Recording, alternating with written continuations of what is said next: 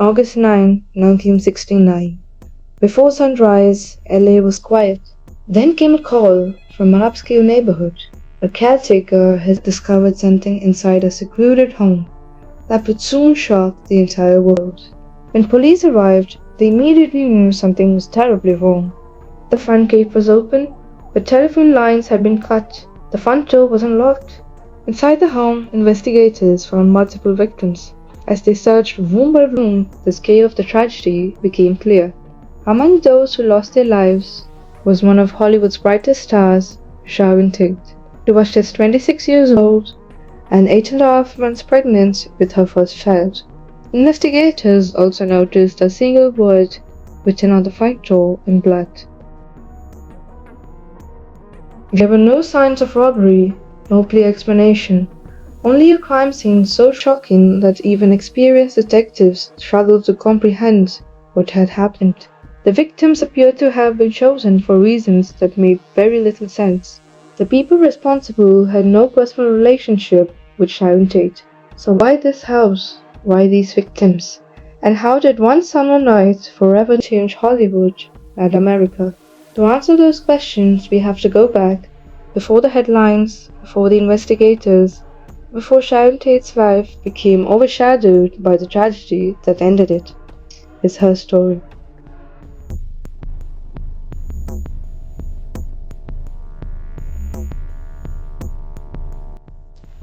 To understand why Sharon Tate's murder shocked the world, you first have to understand who she was. Sharon Marie Tate was born on January 24, 1943, in Dallas, Texas. Her father, Paul Tate, was a U.S. Army officer, meaning the family moved around constantly. By the time Sharon graduated high school, she had attended several different schools across the United States and Europe. Friends remembered her as a shy, kind, and almost painfully polite. She wasn't chasing fame from childhood.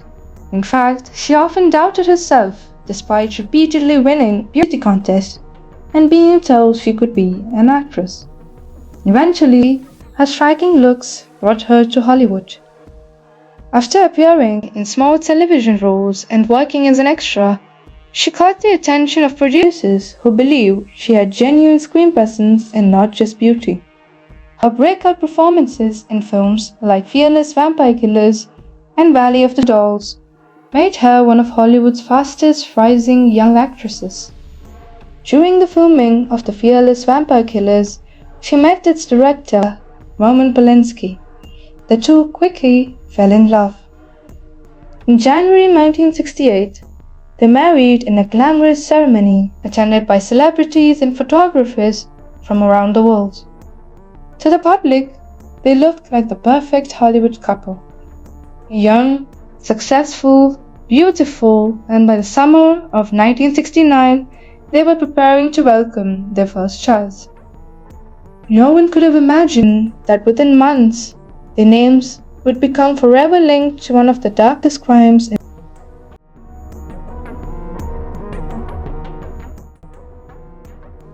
By the summer of 1969, Sharon Tate seemed to have everything she had dreamed of. At just 26 years old, her acting career was gaining momentum. Critics believed she had finally stepped out of the shadow of being known as only a beautiful face. Friends described her as a warm, gentle, and surprisingly humble despite living among Hollywood's elite. She and her husband, acclaimed director Roman Polanski, had recently moved into a secluded home tucked away in the hills above LA. The house itself almost felt like a dream. Hidden behind trees and overlooking the city, it offered privacy from photographers and fans. It became a gathering place for artists, actors, musicians, and friends who would even spend long evenings talking, laughing, and enjoying California's endless summer. But the biggest change in Sharon's life wasn't her career. It was motherhood. She was 8.5 months pregnant with their first child, a baby boy they planned to name Paul after Sharon's father. Friends who visited during those final weeks later recalls how excited she was. She had begun decorating the nursery, buying baby clothes, talking constantly about becoming a mother. She even started turning down work so she could focus entirely on preparing for her son's arrival. Roman Polanski, however, wasn't home. He was in London finishing post-production on one of his films, with plans to return to LA after the baby's birth. Although they missed each other deeply, they spoke frequently over the phone, excitedly counting down the days until they finally become parents. On the evening of August 8, 1969, Sharon decided not to stay home alone. Instead, she invited a few close friends over for dinner. Among them were celebrity hairstylist Jay Sebring, coffee heiress Abigail Folder, and her boyfriend. After dinner together at this restaurant in Beverly Hills, they returned home peacefully. Nothing about the evening felt unusual. There were conversations, laughter, plans for the future. No one inside the house knew that only a few miles away, a group of strangers had just received an order that would change history forever.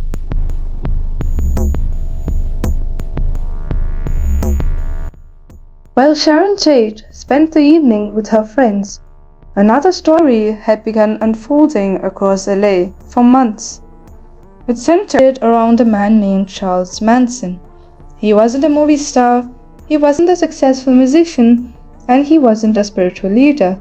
But somehow, he convinced a group of mostly young, vulnerable people that he was all three. Born in 1934, Manson had spent much of his life in juvenile institutions and prisons. By the time he was released in the late 1960s, America was in the middle of an enormous cultural change. The counterculture movement was attracting young people searching for freedom, purpose, and belonging. Manson knew exactly how to exploit that. He gathered many followers, many of them were teenagers and young adults, by offering acceptance, community, and what he claimed was a deeper understanding of the world. The group eventually became known as the Manson family. They settled at an old ranch outside LA, where Manson tightened his control over his followers. He encouraged them to cut ties with their family, to reject society, and most importantly, to obey him without question. Many former members later described intense psychological manipulation, sleep deprivation, drug use, and constant reinforcement of Manson's authority.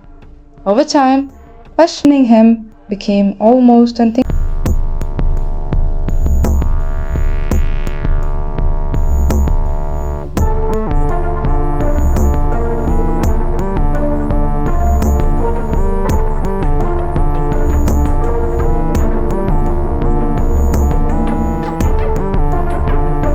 But Manson wanted more than just loyal followers. He wanted fame. He dreamed of becoming a successful musician and believed Hollywood owed him recognition. For a brief time, he even crossed paths with people connected in the entertainment industry. One of them was music producer Terry Milker, who had previously lived in the same place Sharon Tate and Roman Polanski were now renting. Although Milker eventually rejected Manson's musical ambitions, Manson never forgot the address. By the summer of 1969, his frustration had turned into something far more dangerous. He had developed a delusional belief that an apocalyptic race war was about to begin. He convinced his followers that they needed to help trigger this imagined conflict to acts of shocking violence. Late on August 8, 1969, Manson gave several of his followers a chilling instruction: go to the house and kill everyone inside. The people chosen to carry out the attack had never met Sharon Tate. They didn't know her friends. They weren't targeting them because of who they were. They were following orders. As midnight approached, they climbed into a car and drove towards the quiet house overlooking LA. Inside, the lights were still on. The guests were still talking. The city below glistens in the distance.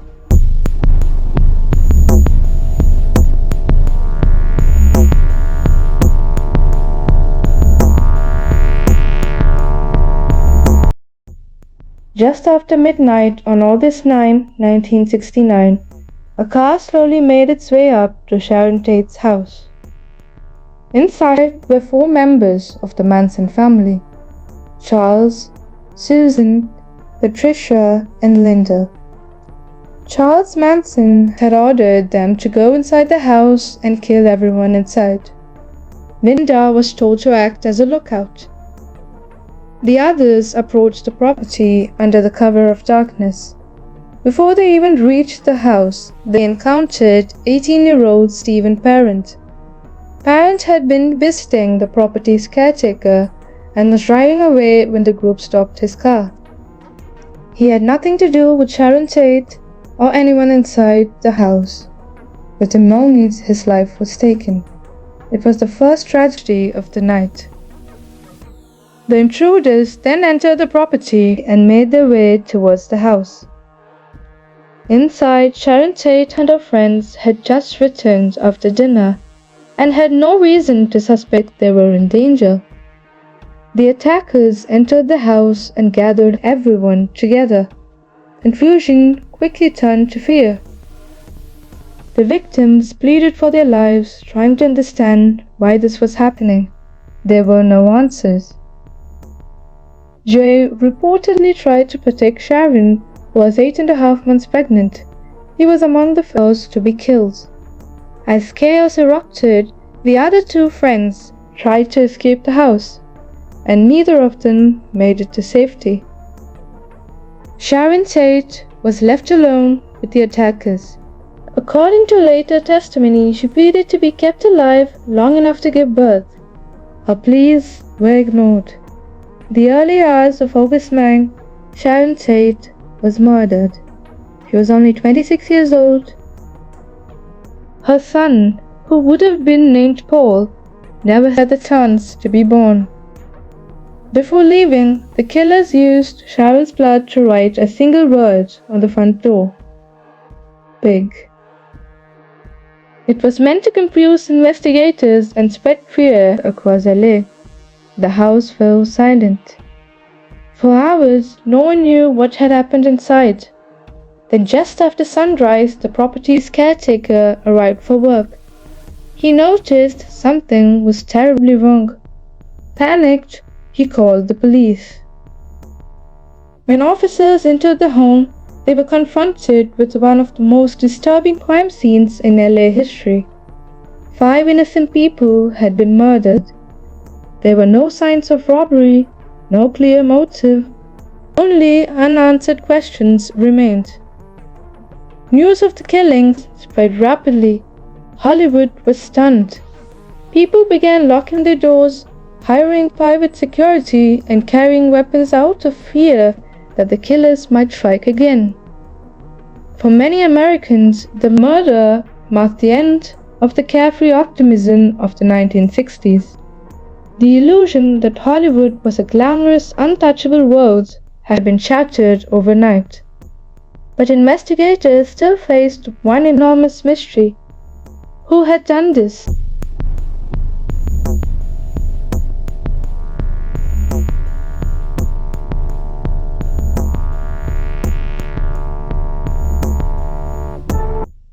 As dawn broke over LA, investigators began piecing together the events that happened that night. At first, the crime scene made no sense. There were no signs of a robbery, the victims appeared to have been chosen at random, and there was no obvious connections between them. Police interviewed friends, neighbors, and members of the Hollywood elite, searching for anything that might point to a motive. Rumors spread quickly, some speculating it was a drug deal gone wrong. Others believed it was connected to organized crime.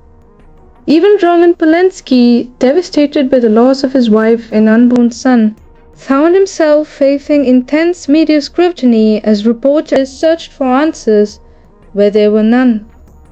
But before detectives could make significant progress, it happened again. On the evening of August 9, less than 24 hours after the Tate murders, Charles Manson gathered members of the group once again. This time, he accompanied them as they drove down LA, searching for another house. Eventually, they stopped at the house of supermarket executive and his wife. Manson entered the house first, tied up the couple, then left, instructing his followers to carry out the murders. Before leaving, the killers wrote disturbing messages on the walls. At first, investigators didn't realize the two crimes were connected. Different police divisions handled the cases, and crucial information wasn't immediately shared. That delay allowed the Manson family to remain free for several more weeks. Ironically, the investigation didn't initially crack because of brilliant detective work. It began to unravel because of loose talk. In October 1969, Manson family member Susan was arrested on an unrelated charge and placed in jail. Believing she had nothing to lose, she began boasting to fellow inmates. She described the Tate murders in shocking detail. Those details had never been released to the public. One inmate reported the confession to authorities. Detectives finally had their first real lead. Soon after, investigators searched the ranch where the Manson family had been living. Weapons were recovered, witnesses came forward. Former followers began cooperating with police. Piece by piece, the case that had baffled LA finally came together. In the late 1969, Charles Manson and several of his followers were charged with multiple counts of murder. The trial, which began in 1970, became one of the most watched criminal trials in American history. Inside the courtroom, Manson behaved erratically. He carved an X into his forehead, later transforming it into a swastika. His followers sat behind him, often smiling, singing, and showing unwavering loyalty. Their behavior shocked the public, almost as much as the crimes themselves. Prosecutor Vincent argued that Manson had masterminded the murders through psychological control. Although he hadn't physically killed Sharon Tate or the others, he had manipulated his followers into committing the crimes on his behalf. The jury agreed. In January 1971, Charles, Tex, Susan, Patricia, and Leslie were found guilty. They were initially sentenced to death. However, when California temporarily abolished the death penalty in 1972, their sentences were automatically changed to life imprisonment. Charles Manson would spend the rest of his life behind bars until his death in 2017. But even decades later, the name Manson would continue to overshadow the very people whose lives were stolen. And perhaps that's the greatest tragedy of all. Because Sharon Tate was far more than a victim. She was a daughter, a wife, a friend, an actress with a promising future, and a mother who never got the chance to meet her son. In the years since, her family has worked tirelessly to ensure that she is remembered not for the way she died, but for the life she lived. And maybe that's how history should remember her.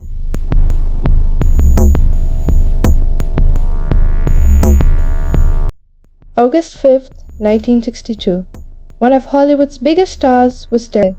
Her housekeeper noticed Marilyn Monroe's bedroom door had been locked for hours. The lights were still on. She knocked, and there was no answer. Looking through the window, she saw Marilyn lying motionless on her bed, with her phone still in her hand. She was only 36 years old. The news shocked the world. How could the woman who seemed to have everything, beauty, fame, and money, die alone? To this day, people still talk about the mystery surrounding her death. But before she became Marilyn Monroe, she was a little girl named Norma Jean. Norma Jean was born on June 1, 1926, in LA, California. Her childhood was far from happy. She never knew her father, and her mother struggled with serious mental health problems. When Norma Jean was still young, her mother could no longer care for her. She was placed in foster homes and orphanages, moving from one place to another. She never had a real home. That feeling of being alone stayed with her for most of her life. At just 16 years old, Norma Jean got married. It wasn't because she found the love of her life.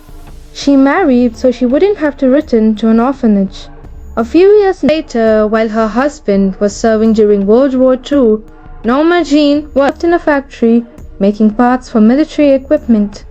One day, a photographer came to the factory to take pictures of women helping in the war effort.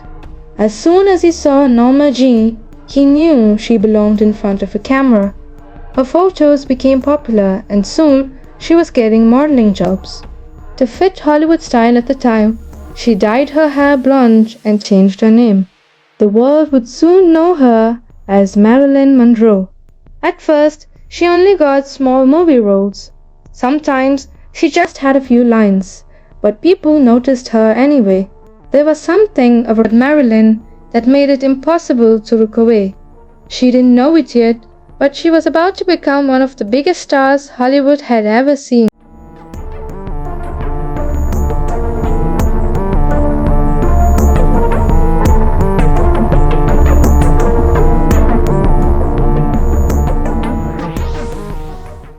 By the early 1950s, Marilyn Monroe was becoming one of the biggest names in Hollywood.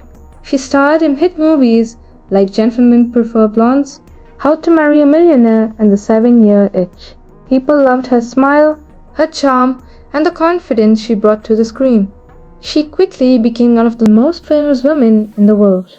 But behind the cameras, life wasn't as perfect as it looked. Marilyn wanted people to see her as a serious actress. She worked hard, took acting classes, and wanted bigger, more challenging roles. But many studios only saw her as a beautiful blonde. They kept giving her the same kind of characters. She often felt that people admired her looks, but didn't really know who she was. In 1954, Marilyn married baseball legend Joe DiMaggio. The couple became one of America's most famous pairs. But being in the spotlight every day put pressure on their marriage. They argued often, and after less than a year together, they divorced. Not long after, Marilyn married writer Arthur Miller. She hoped this marriage would bring her happiness and a fresh start. But it wasn't easy. She suffered several pregnancy losses which deeply affected her. At the same time, the pressure of being the world's biggest star kept growing. To deal with stress and sleepless nights, Marilyn began taking prescription sleeping pills and other medications prescribed by her doctors. As time went on, she depended on them more and more. Her health started getting worse. She sometimes arrived late to movie sets or missed filming days altogether. The studios became frustrated. The public only saw the glamorous movie star, but behind the famous smile, Marilyn was struggling. And by 1962, the life she had worked so hard to build was beginning to fall apart.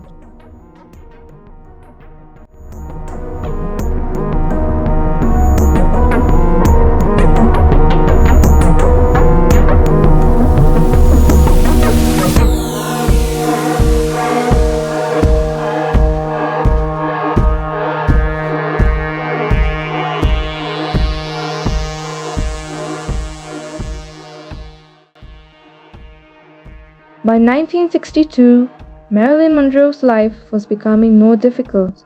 She was still one of the most famous women in the world, but behind the scenes, she was struggling. She had trouble sleeping, and she often felt anxious, and she was relying more and more on the prescription medication given to her by the doctors. Her health also began affecting her career. She missed several days of filming for her latest movie, Something's Got to Give. The studio eventually removed her from the project. Many people believed her career was coming to an end. According to her friends, Marilyn wasn't ready to give up. She talked about new plans, new movies, and starting over. Sadly, she would never get the chance. On the night of August 4th, 1962, Marilyn was at her home in Brentwood, LA. She spent the evening making phone calls and speaking with people close to her. As the night went on, everything became quiet. The next morning, her housekeeper noticed that Marilyn's bedroom door was still locked. She knocked several times and there was no answer. Worried, she looked through the window. Marilyn was lying motionless on her bed. A doctor was called, but it was too late. Marilyn Monroe was dead. She was only 36 years old. Her death shocked the world. Newspapers across the globe carried the story on their front pages. Fans gathered outside her home, leaving flowers and messages. The official investigation found that Marilyn had died from an overdose from a type of sleeping medication. Her death was officially ruled a probable suicide. Over the years, many theories have been suggested about what happened at night. Some people believe there is more to the story. Others believe the official investigation reached the correct conclusion. Even after decades of books, documentaries, and investigations, no strong evidence has changed the official ruling. The mystery remains part of Marilyn's story, but Marilyn Monroe's legacy is much bigger than the way she died. The people who make the world smile are fighting battles no one else can see. That's why more than 60 years later, the world still remembers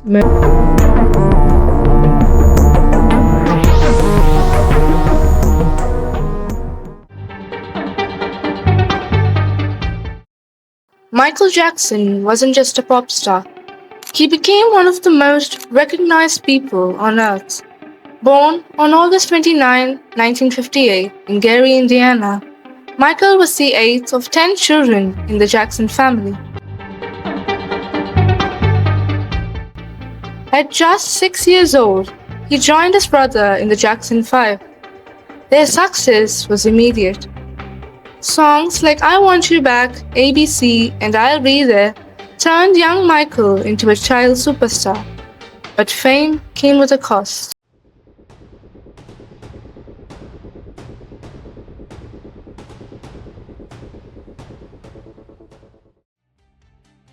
Michael later described his childhood as strict and lonely. He claimed his father, Joe Jackson, pushed the children relentlessly during rehearsals. Those early experiences would shape much of Michael's adult life. By the late 1970s, Michael began pursuing a solo career. Few could have predicted what came next. In 1982, Michael released Thriller. The album became a cultural phenomenon and remains one of the best-selling albums in history. Hits such as Billie Jean, Beat It, and Thriller transformed music, television, and popular culture. Michael wasn't just making music, he was redefining entertainment. His music videos became a global event. His dance moves, especially the moonwalk, became instantly recognizable.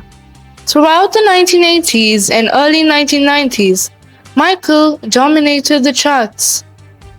Albums like Bad and Dangerous cemented his status as the king of pop.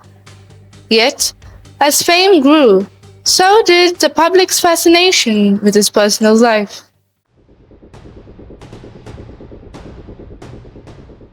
One of the most famous royal encounters of the 1980s involves Michael Jackson and Princess Diana. The two first met in 1988 during Michael's world tour at Wembley Stadium in London. According to several accounts, Diana was a fan of Michael's music. Michael reportedly removed the song Dirty Diana from the concert setlist because he believed it might offend her.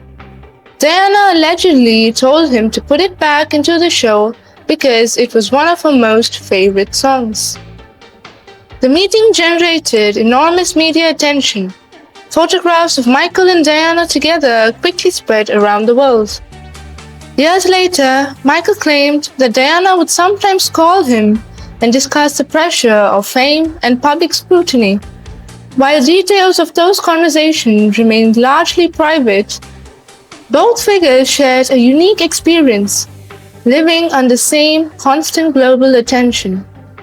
Their friendship remains one of the most talked about celebrity-royal connections of the 20th century. As the years passed, Michael's appearance changed dramatically.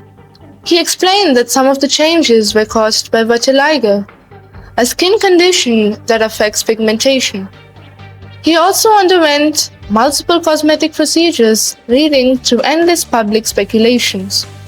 In the late 1980s, Michael created Neverland Ranch, a massive California estate featuring amusement rides, a zoo, and entertainment facilities.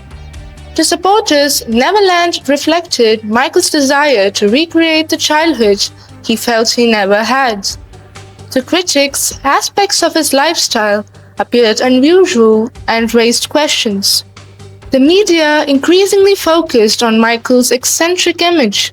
Stories about sleeping in oxygen chambers, owning exotic animals, and living apart from conventional society made headlines around the world. But much bigger controversies were still ahead.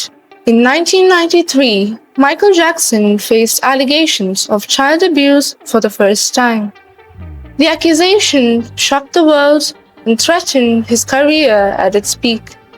Jackson denied all wrongdoing. A civil settlement was later reached between Jackson and the accuser's family. The settlement did not involve any admission of guilt. However, the agreement intensified public debate because many people questioned why the case was settled rather than fully litigated. Criminal charges were not filed at the time. For supporters, the settlement did not prove guilt. For critics, it raised serious concerns. The controversy followed Michael for the rest of his life. In 2003, a television documentary called Living with Michael Jackson reignited concerns about Michael's relationship with children. The documentary showed Michael discussing friendships with young fans and sparked widespread criticism. Soon afterwards, new allegations emerged. In 2005, Michael Jackson stood trial on multiple criminal charges. The trial became one of the most closely watched celebrity court cases in modern history. After months of testimony and extensive media coverage, the jury acquitted Michael Jackson on all counts. Legally, he was found not guilty. For many supporters, the verdict cleared his name. But for critics, questions remained unsolved. The debate continued long after the trial ended. By the late 2000s, Michael faced mounting financial pressure despite his immense success. In 2009, he announced a major comeback series. This is it. Demand for tickets were extraordinary, but the comeback never happened. On June 25, 2009, Michael Jackson died at the age of 50. His death was ruled a homicide caused by acute intoxication administered by his personal physician. News of his death triggered global mourning. Millions of fans gathered at memorials worldwide, and television networks interrupted regular programs to cover the story. The world had lost one of the most famous entertainers in history.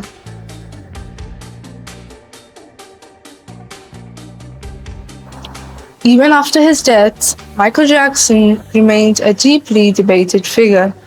In 2009, the documentary Leaving Neverland renewed allegations against him through detailed accounts from two accusers. Jackson's estate strongly rejected the claims and disputed the documentary's conclusions. As a result, public opinion remains divided. Some view Michael Jackson primarily as a revolutionary artist who influenced transformed music forever. Others believe the allegations surrounding him cannot be separated from his legacy. What remains undeniable is his cultural impact. His records continued to sell, his songs continued to be streamed, his dance moves continued to inspire performers decades later. Michael Jackson's story is one of extraordinary talent and controversies that still sparks debate around the world. More than 15 years after his death, the King of Pop remains one of the most fascinating and controversial figures in modern history.